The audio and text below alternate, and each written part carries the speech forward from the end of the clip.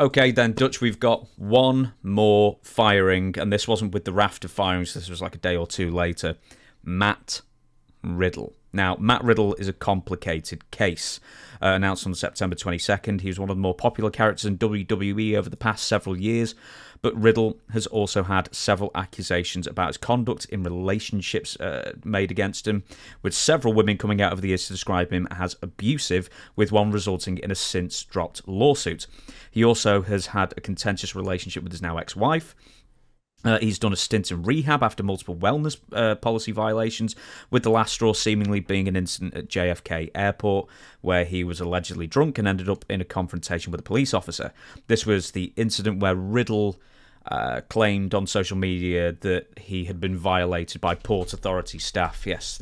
Groped. Exactly. Someone was trying to, predict the future by squeezing his testicles or something like that. And then WWE claimed Riddle was sick for a couple of weeks when he missed Raw, and then they fired him. So Matt Riddle then, his entire career from what you saw, because he was on SmackDown for quite a while. Yeah. He was a different character. I kind of liked his character, like, hey, dude, anything that come along, it was okay. He would handle it. But he did have some depth to him. But what's that old saying? He's his own worst enemy. They had plans for him. Now, he's the type that had it all laid out for him and was in a good spot. They were going to use him, but he goes around, he gets busted for drugs. Did he take a test and he tested positive? Several times for wellness violations. It's well known he's an advocate for the marijuana. Mm-hmm. So let me ask you this. So if you get busted with marijuana in your system, they can take you off the road. They can. Well, it used to be a fine. It's legal. It used to be a fine, but I mean, if he's like gone up against like the wellness violations, it may not have been weed. It may have been something else. Yep. So they don't. I don't know if they really announce that kind of thing, or if it's just more generic. He's been suspended 30 days. He has to go to rehab. That kind of thing. Well, he was an odd case. See, instead of people getting upset over guys like Boogs and what's that other guy, Ali, Matsushita, what's his name, Ali? What was his name we Mustafa. talked about? Oh, yeah, Mustafa Ali. Prince Ali, something is he, Ali Baba. They ought to be talking about Riddle and saying he had it on, he screwed it up himself.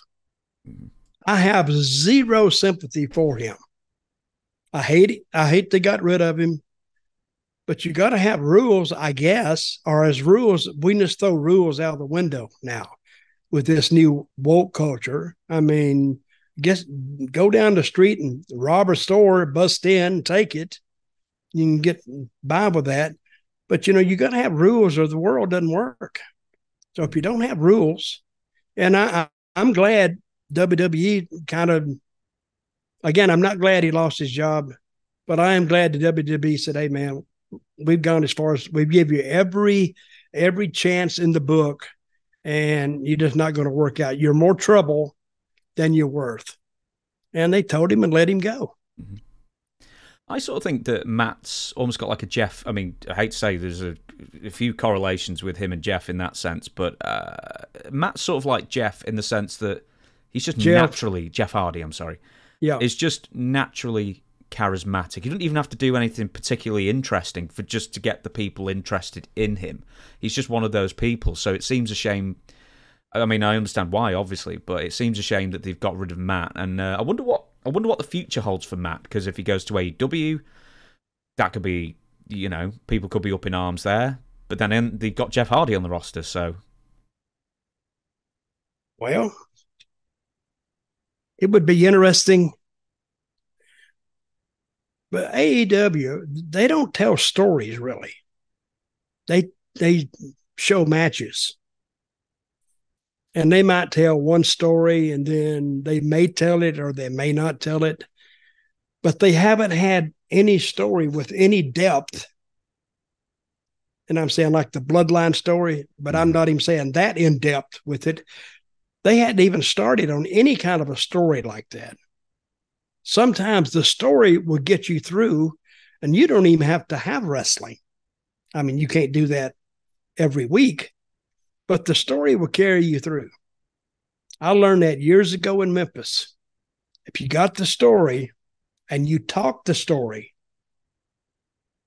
See, I think in Memphis, we used to do interviews that if you were going through the room and somebody had it on, and say me and Law are in kind of an interview argument, we would argue like we was in the back room. And it became interesting in a while. And somebody was, oh, that was a good point. Boy, that was a good comeback, just back and forth. So if you leave the room, then you just can't stay gone. You got to come back in there and say, I got to see what happens here. And that's what they would do. I mean, when you have two good talkers and they can engage each other back and forth, and both of them are making valid points, the only thing missing then is your match. Then you book the match and you take it from there. Do you know who had a good story? And you'll be able to talk about this because you were watching it. Randy Orton and Matt Riddle. And that's a great example as well, is that they had their plan. They did. They had their plan. They were going to do the whole breakup thing in a while. And then someone put their finger up and took the temperature of the room and then listened to the people. And probably like you were saying, we're looking at the gimmicks and then thought, do you know what? This team's got actual legs. Why did that work? And, well, Randy got hurt again, which kind of upset the timing of it. Everything is timing. Everything in life is timing, and wrestling especially. But Orton and Matt Riddle together, I think, had tons and tons of potential. See, Orton is so over, he could just look at Riddle and let the people put their own words in his mouth. He didn't have to say anything, but you could tell if he was mad, pissed off, or he wanted to kill him. So, and they could have worked that, got him over, give him the tag titles, but as it worked out, they kept him on the Usos, and it worked out. Just because one line of strategy doesn't work, the other line did. But I would think the Usos versus Randy Orton and Matt Riddle would have been that's the type of angle you can take for a month, 2 months. And then you interweave it back and forth, and then you can have Orton again. And Orton was the only one that Roman Reigns didn't face. Mm-hmm. So you could have built Randy Orton versus Roman Reigns to a big, big pay-per-view.